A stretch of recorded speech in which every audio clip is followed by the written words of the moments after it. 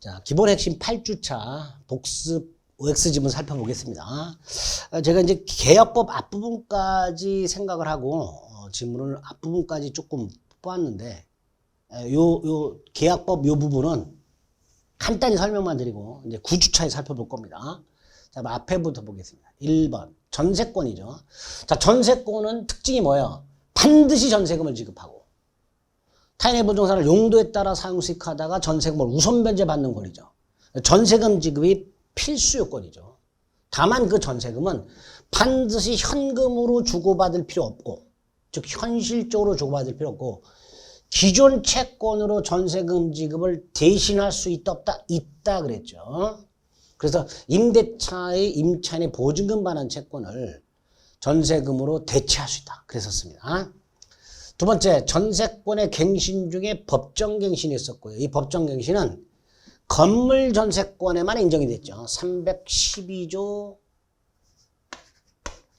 사항 기억나시죠? 자, 건물 전세권이 법정갱신 됐어요.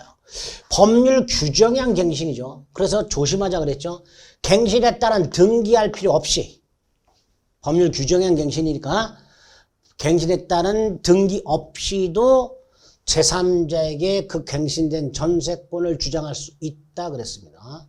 틀렸죠? 등기해야 주장할 수 있는 게 아니라 등기 없이 주장할 수 있습니다. 자, 3번 유치권이죠. 자, 유치권이 성립하기 위한 요건 중에 하나가 뭐예요? 유치권자는 목적물을 적법하게 점유할 것. 그 점유는 유치권자가 간접 점유하고 제3자가 직접 점유. 할 수 있다 그랬죠? 공사대금 채권에 기초해서 건물을 유치하다가 용역업체에게 점유를 맡기고 그래서 용역업체가 직접 점유하고 건축업자가 간접 점유하고 이거 된다 그랬죠. 그런데 제3자가 아니라 채무자가 직접 점유해. 이거는 안 된다 그랬죠. 채무자가 직접 점유하고 유치권자가 간접 점유한 형태. 이때는 유치권 성립하지 않는다 그랬습니다.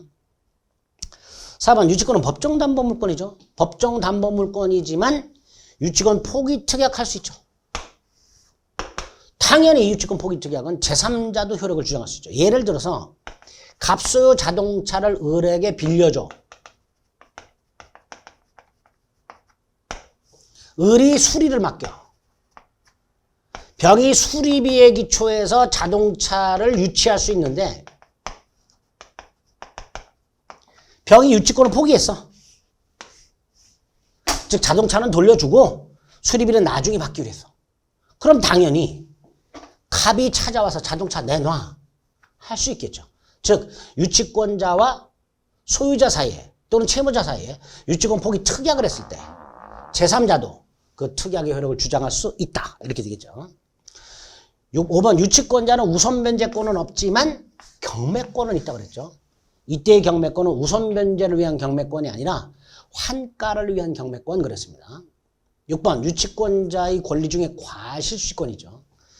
유치권자가 채무자의 승낙을 받아서 유치물을 사용, 대여, 담보 제공할 수 있고 이렇게 채무자의 승낙을 받아서 유치물을 사용, 대여, 담보 제공함으로써 발생하는 이익, 그 과실 그거를 수취해서 자신 채권 변제에 충당할 수 있다고 그랬습니다. 유치권자의 과실취권이죠. 7번 저당권하고 채권 분리양도할 수 있다 없다. 절대로 안 된다 그랬죠.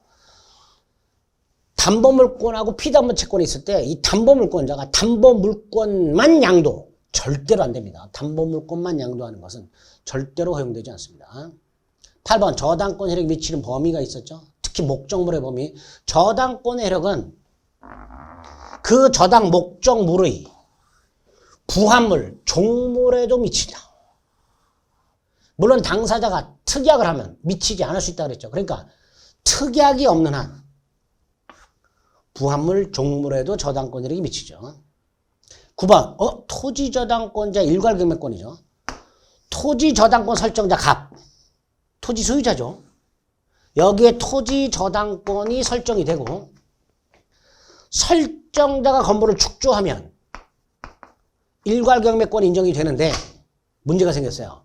건물을 갑이 지었지만 이 건물을 병한테 팔았어. 즉 설정자가 건물을 축조했지만 건물 소유자가 바뀌어버려요. 이때는 일괄 경매 안 되죠. 갑이 축조하여 갑이 소유하고 있는 경우하고 제3자가 축조했지만 설정자가 소유권을 갖게 된 경우 이때 일괄 경매할 수 있고 토지저작권 설정자 갑이 건물을 축조했으나 그 건물이 제3자에게 넘어가면 이때는 일괄 경매할 수가 없게 됩니다. 10번 저당부동산 재산취득자 보호장치 중에 하나가 뭐예요? 저당부동산 재산취득자가 목적물에 지출한 필요비 유익비 경매 대가로부터 가장 먼저 상환받을 수 있다고 그랬죠. 그 10번.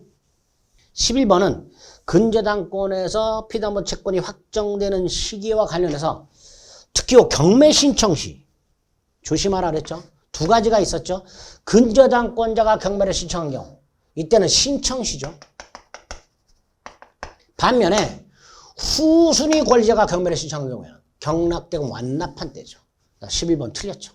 근저당권자가 경매를 신청했으니까 그 근저당권의 채권은 신청 시 확정된다. 라고 해야 되겠죠.